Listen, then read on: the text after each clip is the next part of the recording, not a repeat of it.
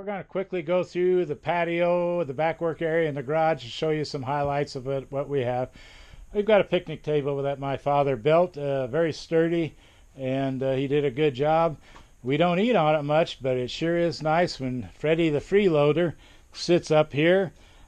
He's easy to pet here, and I can give him a thorough checking every morning when I take my morning walk and check for ticks on him. Since we're living in the country, we keep an eye out for that. He does real good at staying clean, and he's a pretty good dog. This is Freddie. Like they say at the Westminster Dog Show, this is Freddie. Freddie the rescue dog. Far from a pure breed, but he's a smart dog that's a good thinker. All right, the picnic table again here. We use it to pin against our door here. We use a couple railroad ties with handles on that I used to use under machinery when I worked on. I put handles on them, and they make super nice, strong door stops so that the wind doesn't pull these units out of the wall like it has been in the past.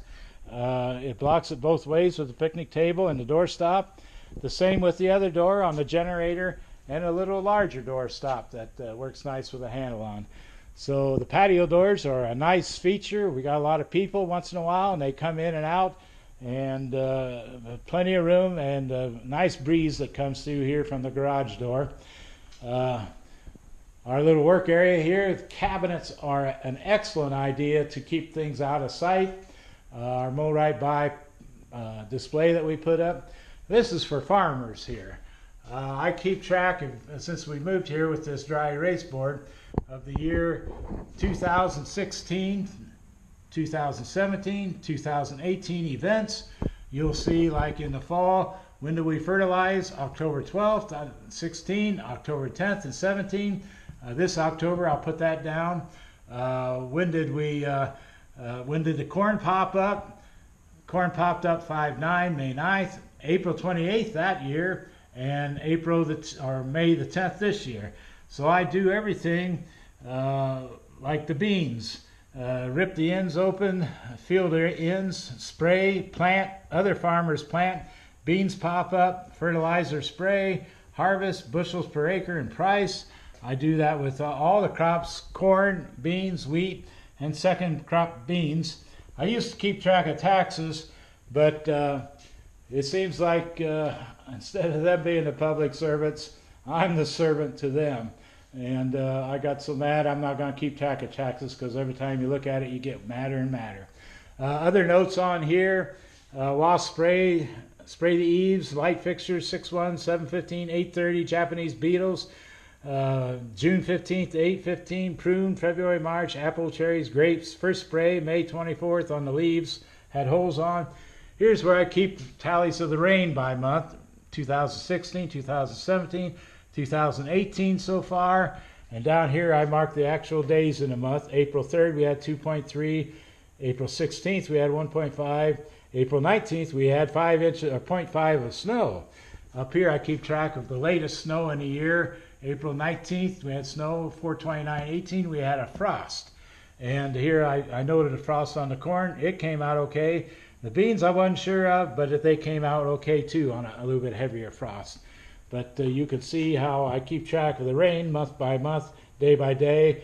Then on the totals, I will take that total up here for the monthly total. It's a nice little handy board, and it takes a little bit to set up, maybe an hour or two, but it only takes 5 seconds to write down the data once these events occur, and it's a handy little thing. Now the workbench is really nice. If you are a higher energy person, and this is very nice. I've got every shoe for every outdoor occasion here for outdoor events. The sink is a very nice thing to have in the house. It's over our Geo unit. You look at the Softener Salt Dolly website.com website, and you'll see it. Here we've got the water heater in here, the salt tub in here, the kinetical softening system in here, and the pressure tank in here, all insulated and very neat. And you don't have to worry about it freezing. It's about, I would say, from the outside temperature to what's in there is a 50-degree difference. Here we've got the Softener Salt Dolly system, where I never lift another salt bag again. You can read about that or see about that in the softenersaltdolly.com website.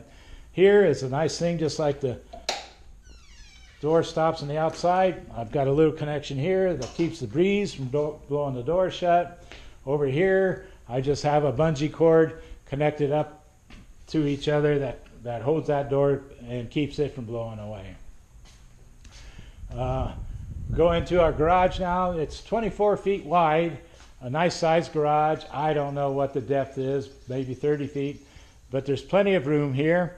And if you didn't have a work area built on your garage and you wanted that water system, you will see that if you would have placed the design of your house, your crawl space door on the other side of the steps, you have plenty of room in here to put even your sink and your geothermal echo unit, heat exchanger, and your water heater, softener, pressure tank. Just like they went through the wall there for that piece of pipe plumbing, they could do the whole unit here. You no longer have to carry your bags downstairs or anywhere. You got it right where the trunk of your car is, where even if you don't have the salt dolly lifting them for you, you don't have them very far to carry. So you've got plenty of room in your garage on an interior wall to place your water system and make your life better. We've got coat racks for keep our winter work clothes here, summer work clothes here. This is the dog's chair. He rests. He does a lot of resting. This is a blackboard. I put events in our life here. Big red oak, we planted that September of 1915. Pressure tank we put in at that would be April of 2016. The cement job, 5 times, 624, 711, 722, 819, 92 of 2016.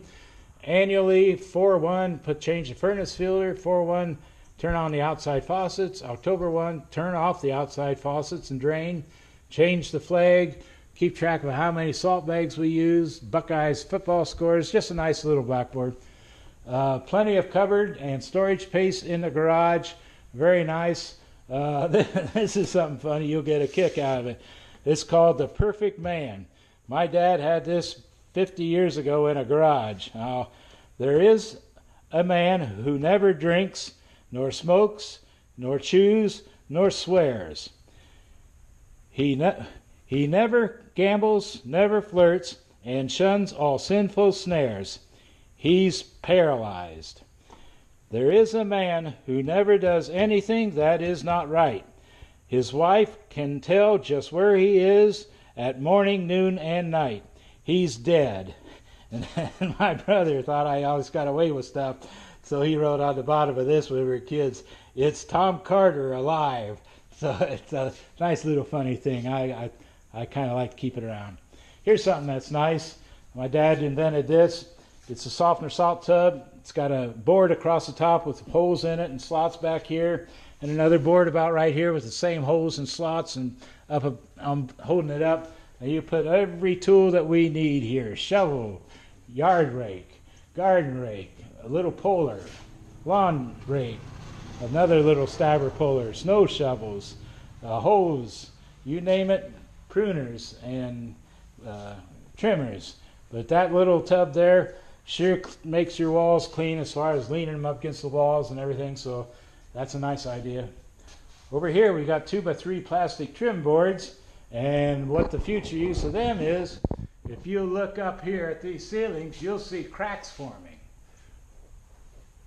every 4 feet, and within about 10-15 years they're going to be pronounced. And you can see this is a nice ceiling, needs to be taken care of. Now I did this at the other house. I'm going to take them 2x3 boards and put them up and kind of put a trim board across that crack to make it look nice and hide those cracks. Not a big job or anything, might take an afternoon, but that's what those trim boards are for. Now this cardboard tube is something unique too. You'll see the tires and how I'm parking my car in here. You see how the tires are here? Well, when I back up, that rear end's going to swing away, and guess what happens? As that moves away from that garage door, there's much more clearance for this mirror. You drive straight in and straight out, you're always coming close with this mirror. You park your car in a garage like this, where you I'll basically show you the path of how this car is parked.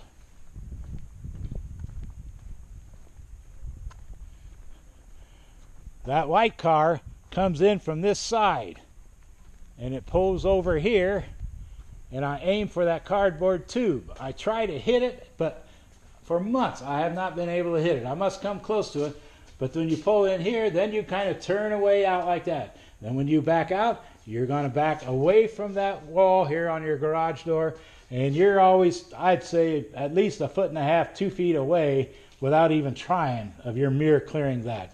And the same with my wife's car.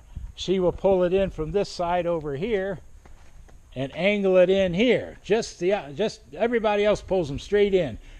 This way works really good. She'll pull in right from over here, and she'll aim for these steps. She never even gets close to them, and then she kind of angles it away, and that's the way to park a car. When she backs out, her rear end's going to go out that way. This mirror's going to be 1.5 feet, 2 feet away from that garage door.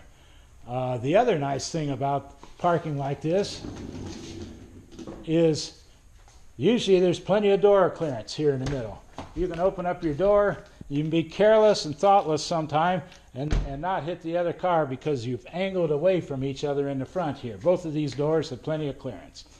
So while we're on automobiles, I want to talk about people that have the mental maturity of an 8-year-old.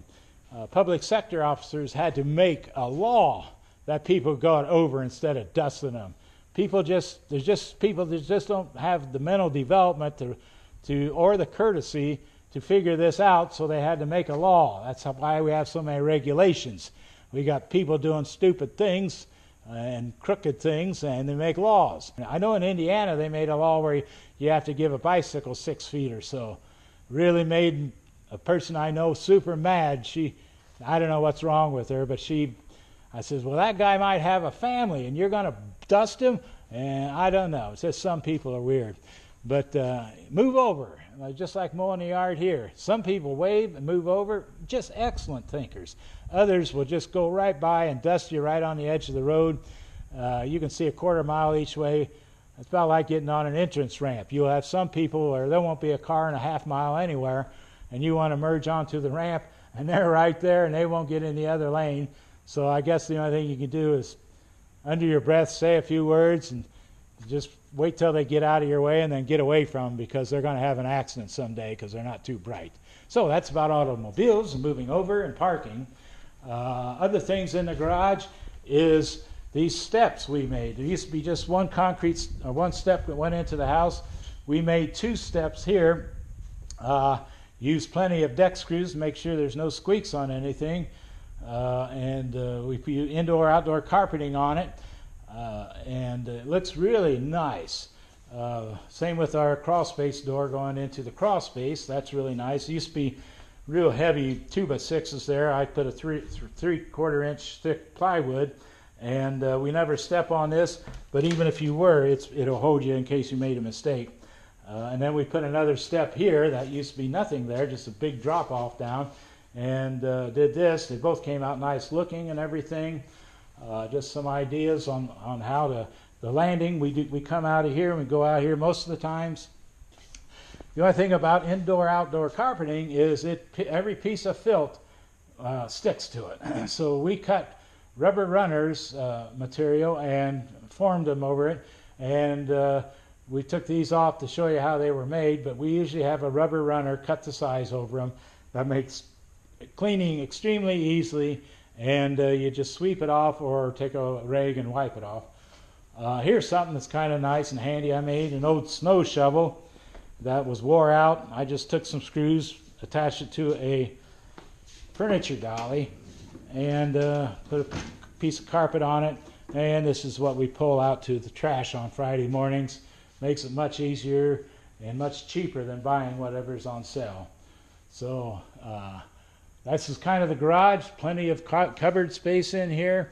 I've got a motto: if you don't use it, get rid of it.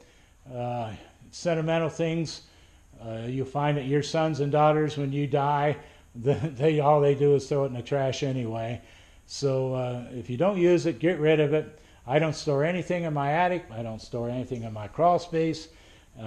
It's just a courtesy to my sons when I die, that instead of having to move 10 trailers of stuff, their life is easier, and there's no sense in holding it anyway. So if you're kind of looking for a house layout between the back patio, the concrete job on the perimeter, the garage here, they're all ideas. We're going to go up in the attic next time, next film, and show you some things up there that needs some thought about. As I pulled the trash dolly away, I saw my drain. Now this is very important too.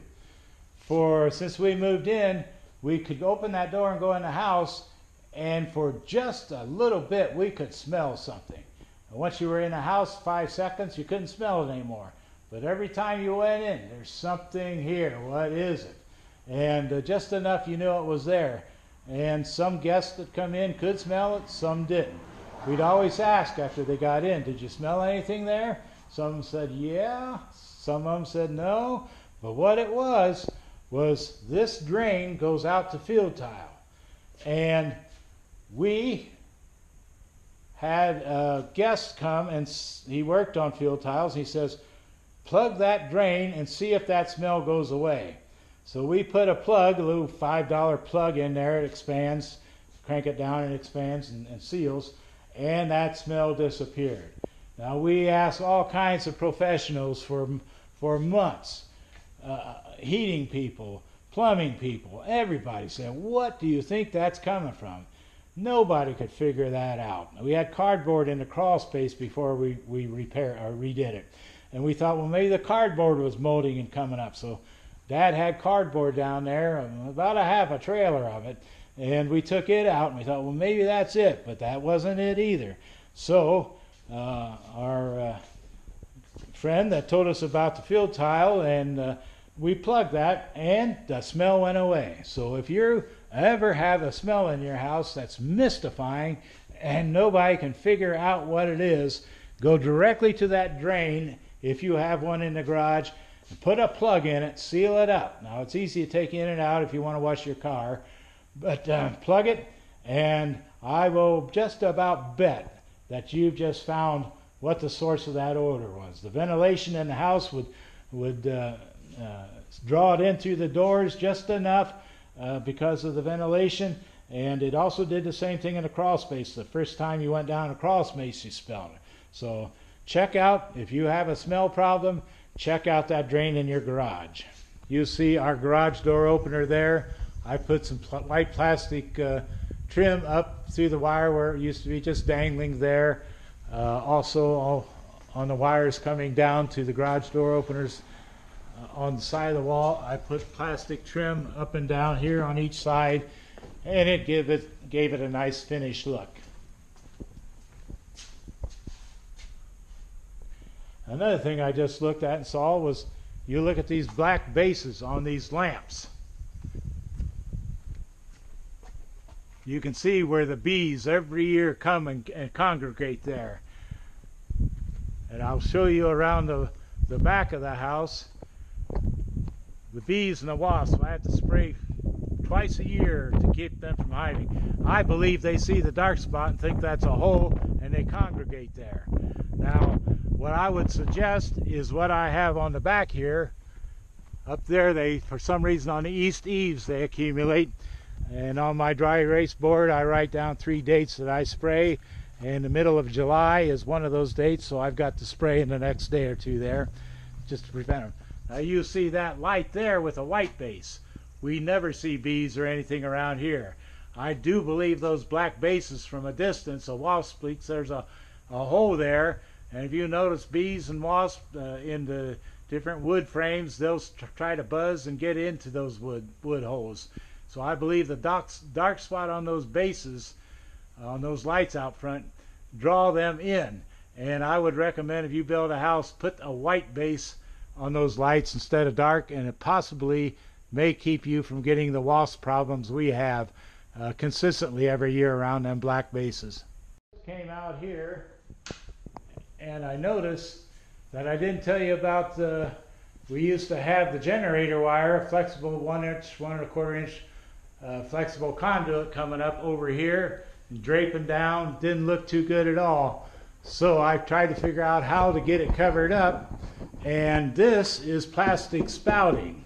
And I took a 1x1 board, anchored it to the wall, then I anchored this spouting to that 1x1 board and finished it off, and it looks a heck of a lot better than what that unfinished flexible conduit draping up and down over there.